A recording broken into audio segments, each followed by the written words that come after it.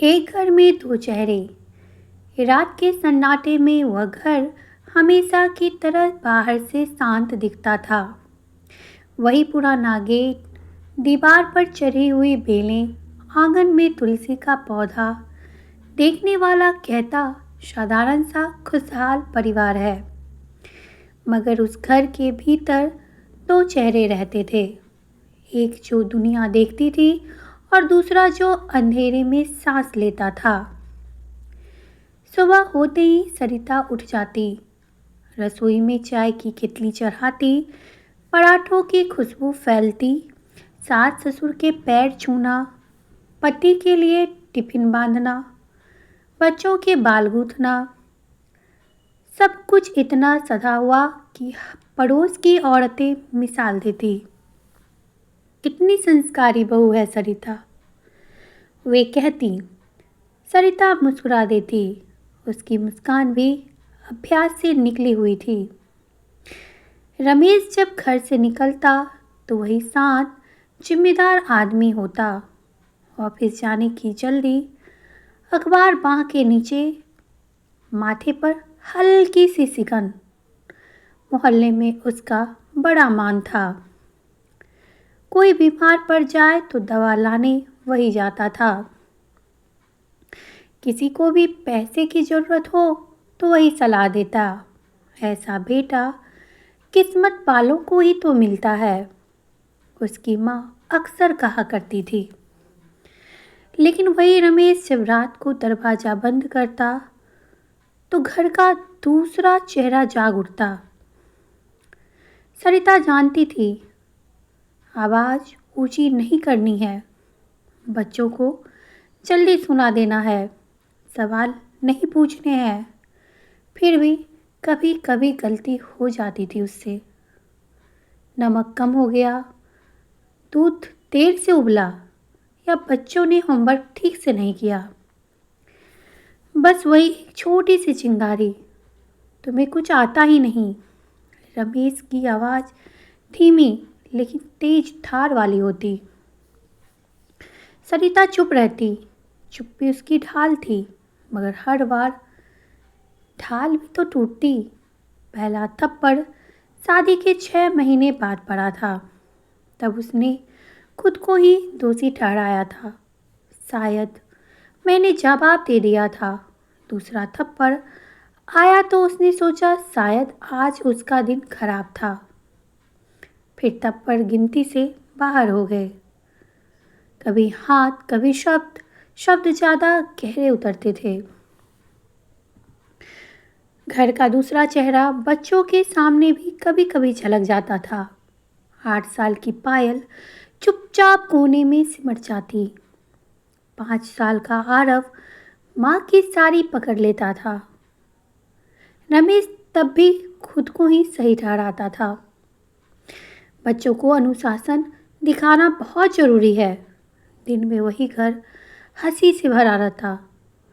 शाम को पड़ोसी आते, चाय चलती, बातें होती, सरिता हंसती, रमेश बच्चों को गोद में उठाता।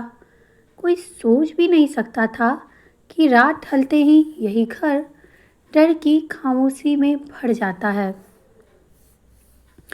सरिता के मायके वाले दूर थे। माँ बीमार रहती, पिता दुनिया से जा चुके थे, भाई अपनी ही जिंदगी में उलझा था। उसने कभी किसी से कुछ नहीं कहा। उसे उसके मायके में सिखाया गया था कि घर की बात घर में होनी चाहिए।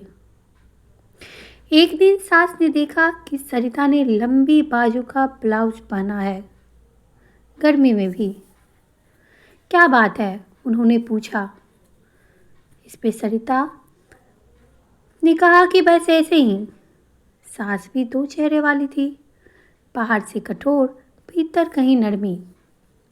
उन्होंने कुछ नहीं कहा, मगर उस रात रमेश को देर तक घूरती रही। समय बीतता गया, सरिता भीतर से टूटती गई, मगर उसी टूटन के बीच कहीं एक चिंगारी बची रही, अपने बच्चों के लिए। एक शाम पायल ने कहा कि मम्मी पापा आपसे प्यार नहीं करते क्या?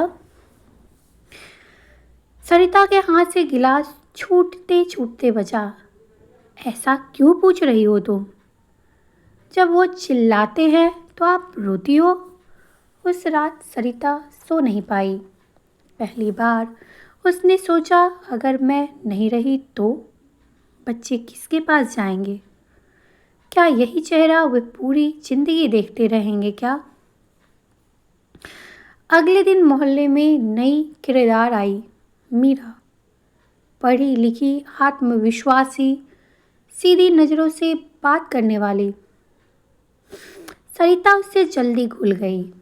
मीरा ने एक दिन उसकी बाह पर निशान देख लिए।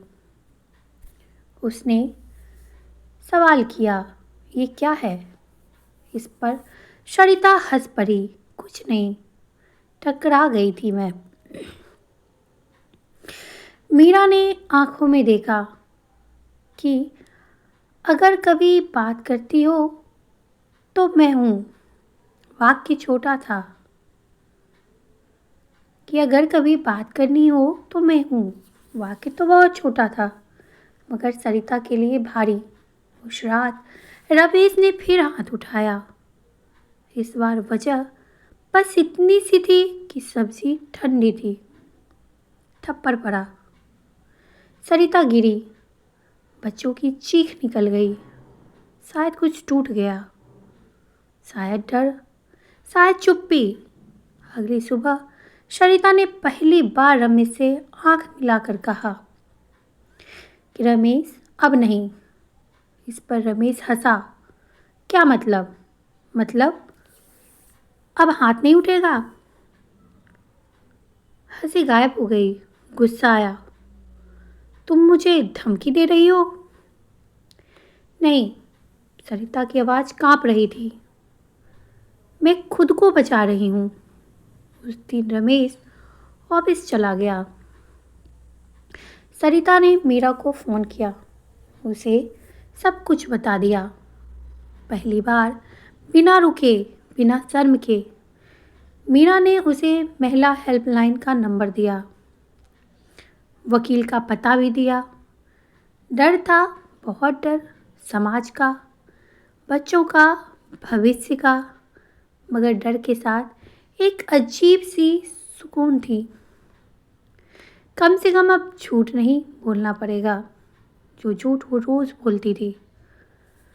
जब रमेश शाम को घर लौटा, घर में अजीब सी शांति थी।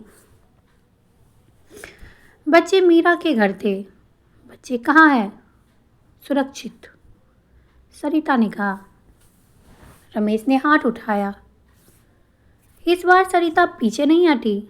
अगर हाथ उठाया तो पुलिस आएगी। पहली बार रमेश हिचकिचाया। घर का दूसरा चेहरा लड़खड़ा गया।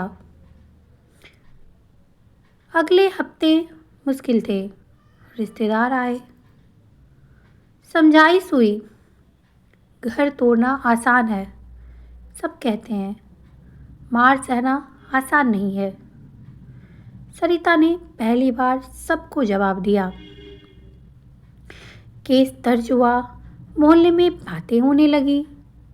वही लोग जो तारीफ करते थे अब सवाल करने लगे कि इतना अच्छा आदमी, क्योंकि उसके तो दो चेहरे थे। सरिता सब सुनती रही। अब उसकी चुप्पी मजबूरी नहीं थी, चुनाव थी। धीरे धीरे रमेश का नकाब उतरने लगा। ऑफिस में भी उसकी सख्ती, गुस्सा दिखने लगा। घर का दूसरा चेहरा सिर्फ सरिता के लिए नहीं था। महीनों बाद एक दिन रमेश बच्चे से मिलने आया। उसकी आंखों में थकान थी।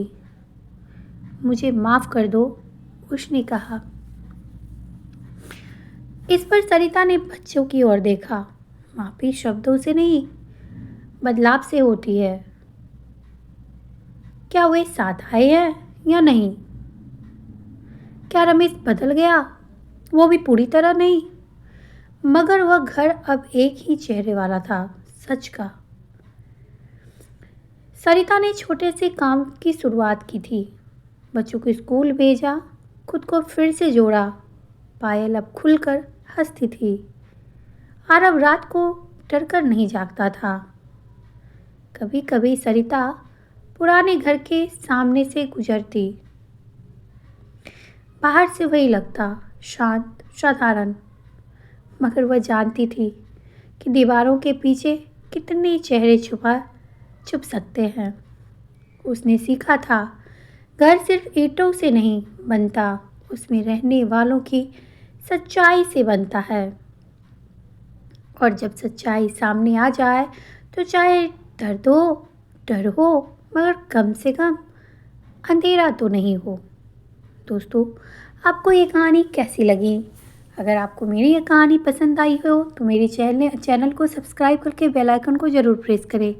इस तरह की बहुत सारी कहानियाँ मेरे चैनल पे अभी भी हैं, उसे भी आप जाकर सुनें और शेयर करें।